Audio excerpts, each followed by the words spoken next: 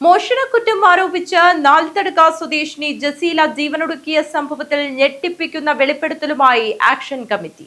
സംഭവത്തിൽ വൻ ഗൂഢാലോചന നടന്നിട്ടുണ്ടെന്ന ആക്ഷൻ കമ്മിറ്റി. മാലമോഷണത്തിനും ജസീലയുടെ കുടുംബ ബന്ധം തകർക്കുന്നതിനും പിന്നിലുള്ളവരെ നിയമത്തിന് മുന്നിൽ കൊണ്ടുവരണമെന്ന് ആവശ്യപ്പെട്ട ആക്ഷൻ കമ്മിറ്റി രംഗത്തെത്തി. മോഷണക്കുറ്റം ആരോപിച്ചതിനെ തുടർന്ന് മനംനൊന്ത് നാലുത്തടുക്കയിലെ ജസീല ജീവനൊടുക്കിയിട്ട് ഒരാഴ്ചയാകുന്നു. എന്നാൽ മരണത്തിലെ ദുരൂഹത ഉത്തരം കിട്ടാത്ത ചോദ്യമായി ഇപ്പോഴും തുടരുന്നു. ചെയ്യാത്ത തെറ്റിന് ക്രൂശിക്കപ്പെടുകയും ഭർത്താവിന്റെയും വീട്ടുകാരുടെയും ഭാഗത്തുനിന്നുണ്ടായ മാനസിക സമ്മർദ്ദവുമാണ് ജസീല ജീവനൊടുക്കാൻ കാരണമെന്നാണ് ആരോപണം. ആൺസുഹൃത്ത് അഫ്രീദിനും കുടുംബത്തിനുമെതിരെയും ഗുരുതര ആരോപണമുണ്ട്. ഇവരെ ഉൾപ്പെടെ ചോദ്യം ചെയ്താൽ ജസീലയുടെ മരണത്തിന് ഉത്തരവാദികളായവരെ കണ്ടെത്താൻ കഴിയുമെന്നാണ് ആക്ഷൻ കമ്മിറ്റി പറയുന്നത്. ജസീലയുടെ മരണത്തിലെ കുറ്റക്കാരെ കണ്ടെത്തുന്നതിൽ ഊർജിതമായ അന്വേഷണം നടത്തണമെന്നും നീതിക്ക് വേണ്ടി സമരമുഖത്തുണ്ടാകുമെന്നും ജസീല ആക്ഷൻ കമ്മിറ്റി വ്യക്തമാക്കി.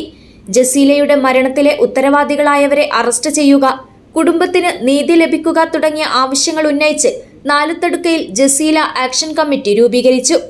യോഗത്തിൽ അഷ്റഫ് നാലുത്തടുക്ക സ്വാഗതം പറഞ്ഞു. മുനീർ ഭാരതിയൻ അധ്യക്ഷത വഹിച്ചു. എന്നെ നെല്ലിക്കുന്ന് MLA ഉദ്ഘാടനം ചെയ്തു.